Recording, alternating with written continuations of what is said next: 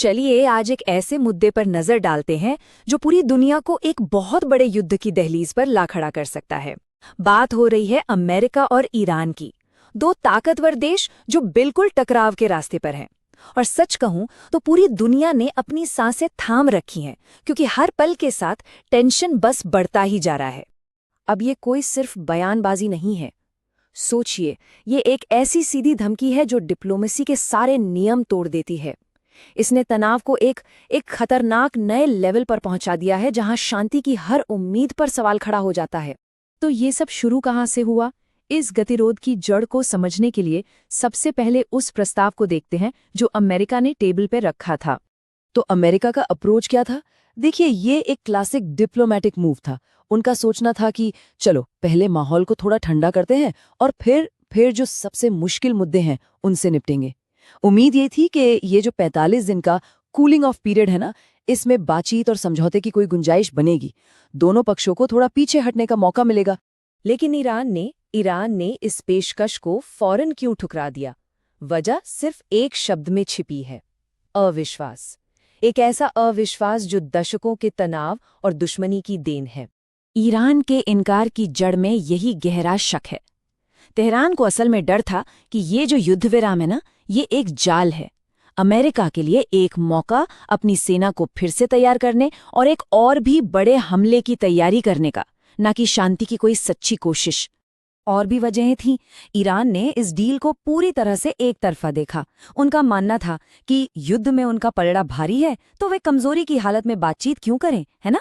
America ने प्रतिबंध भी लगाए रखे और बदले में ईरान से उसकी सबसे बड़ी सिक्योरिटी गारंटी, यानी उसका न्यूक्लियर प्रोग्राम छोड़ने को कहा, और वो भी बिना भविष्य की सुरक्षा के किसी पक्के वादे के। तो अमेरिकी प्रस्ताव को खारिज करने के बाद ईरान अपनी शर्तों के साथ सामने आया। एक साहसिक और दूर तक सोचने वाला 10 पॉइंट प्लान, जिसने समझिए पूरी बाजी ही पलट दी। ईरान की पहली 3 मांगे ही अपने आप में गेम चेंजर थीं।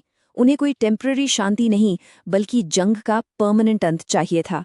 वो चाहते थे कि सारे आर्थिक प्रतिबंध हटा दिए जाएं, और वो चाहते थे कि जंग में हुए नुकसान का हर्जाना अमेरिका भरे।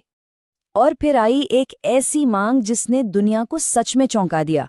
ईरान ने होर्मुज की खाड़ी पर पूरे कंट्रोल की मांग कर डाली, जो दुनिया के सबसे अहम शिपिंग रूट्स में से एक है। जरा सोचिए, इस पर कंट्रोल ईरान को ग्लोबल ट्रेड पर एक जबरदस्त पकड़ दे देगा। बाकी की मांगें ईरान के असल मकसद को साफ करती हैं। उन्हें चाहिए यूएन समर्थित सुरक्षा गारंटी, इस इलाके की सबसे बड़ी ताकत के रूप में पहचान, और अपने परमाणु और मिसाइल प्रोग्राम को आगे बढ़ाने की पूरी आज़ादी। सीधे शब्दों में कहें तो वो पूरी संप्रभुता और सम्मान चाहते थे। ईरान की इन मजबूत मांगों के जवाब में वॉशिंगटन का लहजा ठंडा और डिप्लोमैटिक से गर्म और खतरनाक हो गया। अब बातचीत की जगह खुली धमकियों ने ले ली थी। तो ये जो एक रात वाली धमकी थी, इसका असली मतलब क्या है? दरअसल ये शॉक एंड ऑ सिद्धांत की ओर इशारा करता है। ये वही स्ट्रैटेजी है जो 2003 में इराक पर हमले की शुरुआत में इस्तेमाल की गई थी। मकसद होता है भारी बल से मनोवैज्ञानिक रूप से दुश्मन को तोड़ देना। और इसकी स्ट्रैटेजी बहुत सीधी है। देश के जरूरी इंफ्रास्ट्रक्चर पर हमला करके उसे पंगु बना दो, जैसे पावर ग्रिड, कम्युनिकेशन नेटवर्क और मिलिट्री बेस। लक्ष्य ये है कि कुछ ही घंटों में सरकार को इतना बेअसर कर दो कि देश जवाब देने की हालत में ही ना रहे। लेकिन इन रणनीतिक चालों और धमकियों के बीच हमें इस संघर्ष की असली कीमत को नहीं भूलना चाहिए, यानी इसकी मानवीय कीमत। अब तक 5200 से ज्यादा जानें जा चुकी हैं। और ये लड़ाई ये सिर्फ नक्शों पर नहीं लड़ी जा रही है। ये जो आंकड़े हैं ना, ये असल जिंदगियों की कहानी बताते हैं, उन लोगों की जो इस टकराव में खो गए। ये दिखाते हैं कि कैसे इस आग ने पूरे के पूरे इलाके में न जाने कितने परिवारों और बस्तियों को तबाह कर दिया है। और यही बात हमें आज के इस खतरनाक मोड़ पर ले आती है, जहां हर गुजरते घंटे के साथ जंग का खतरा और भी गहराता जा रहा है। वक्त तेजी से निकल रहा है। 48 घंटे का अल्टीमेटम अब लगभग खत्म होने को है। डिप्लोमेसी के लिए जो दरवाजा खुला था वो तेजी से बंद हो रहा है, और अब जल्दी ऐसे फैसले लेने होंगे जिनके नतीजे बहुत दूर तक जाएंगे। तो अब हम सब एक दोराहे पर खड़े हैं। दोनों पक्ष अपनी अपनी मांगों पर अड़े हुए हैं और धमकियों की भाषा कूटनीति पर हावी हो रही है।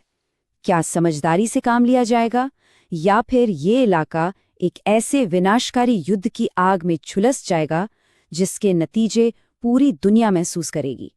इसका